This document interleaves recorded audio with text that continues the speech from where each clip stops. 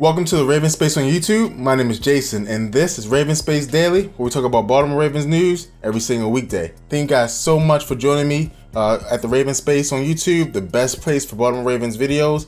We have 3 great news stories for you guys, but first I want to say please subscribe to the RavensSpace on YouTube if you're not yet subscribed.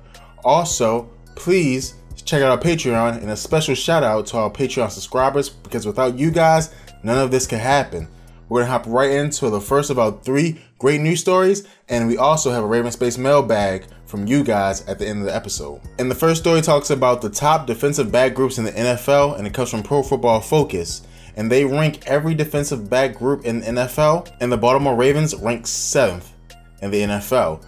There's a lot of reasons they have them there. What they say is that the strength of the Ravens is at safety, and I'll read you guys the blurb they have in the article.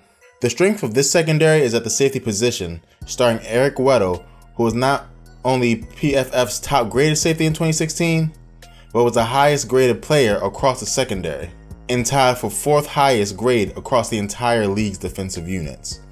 So again, you see that the strength of this team right now is Eric Weddle, and then adding Tony Jefferson to that is going to add that bang that the Ravens may need in that defensive backfield. Now, you have to also remember that we have 2 good corners, one in Jimmy Smith and one in Brandon Carr, and we also have a first-round pick backing up Brandon Carr and Jimmy Smith.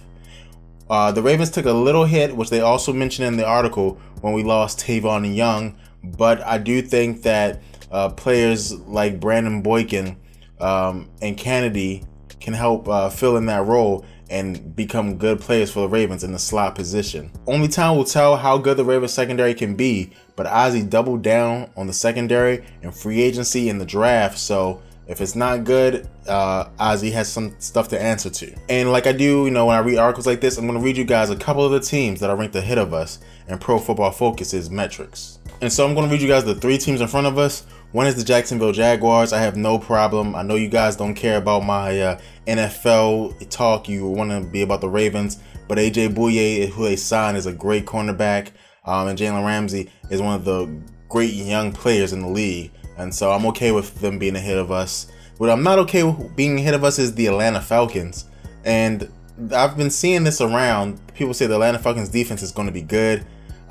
If you watched them last year, they were not good at all. They were very mediocre, and they were one of those teams that played with a lead all the time. So they were able to, pin their ears back, rush the quarterback, and hope for, hurried passes. I don't think that's a talented team right there. A talented team is a team like the Ravens, who, couldn't give up more than 14 points or we were going to lose because the offense was not efficient. That's a good defense. Holding your team to 35 points and getting a win like that is not good. I don't think they should be ahead of us. And then the other team that's ahead of them is the Denver Broncos. Harris, their cornerback, is one of the best in the league. No problem with them being there. But that's just a peek. Do you guys think that the Ravens should be ranked number 7, or you think that we should be ranked higher in the Pro Football Focus's metrics? And the next story comes from Pro Football Talk, and they do their preseason power rankings. And in these power rankings, they talk about why the Ravens are ranked where they are. And just to let you guys know, they're ranked number 16th in the league. I think that's a little bit too low for the Baltimore Ravens. I think we should be ranked higher, at least 12th or 11th in the league, just because I really do think that our defense will be that good this year. I think that'll be a good position for us, but they ranked us 16th. And I'm going to, go down some of the list of things they said is the reason why.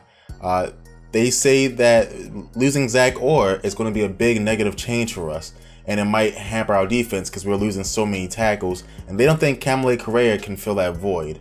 But one of the biggest positive things they say that can help us, beat their ranking is Jeremy Maclin, and his addition will put the Ravens offense at a better place than it was last year. And let me know in the comments below how you guys feel about those rankings. I really like to hear you guys' opinion, and I try to answer back in the comments. And then the third story of the day is a quicker story as well, and it talks about the biggest concern for each team in the NFL.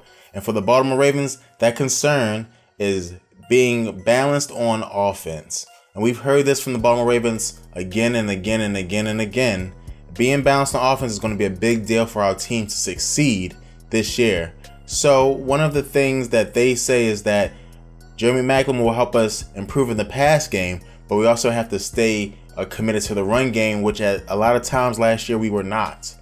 And I think bringing in Greg Roman is going to help with that. I also think that instead of, trying to run 35, 40 times a game and try to outrun the best rushing teams in the league, which we can't do and win football games, I think that we're going to get more out of each run.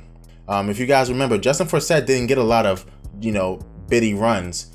He got chunk plays, chunk runs, and that's what the Ravens want to do again with Greg Roman. And if they're able to do that, it'll be balanced. The play action pass will work, and the offense will be, a great offense.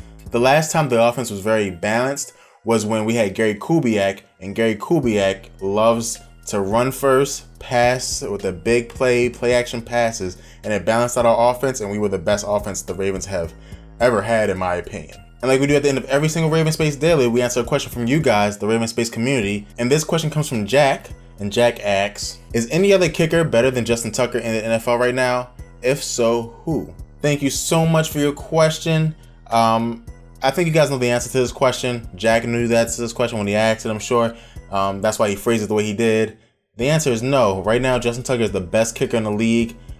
He had a monster season, arguably one of the best seasons in the history of the NFL for a kicker, and he would have hit a perfect season if it wasn't for a block. So Justin Tucker is right now the best kicker in the NFL.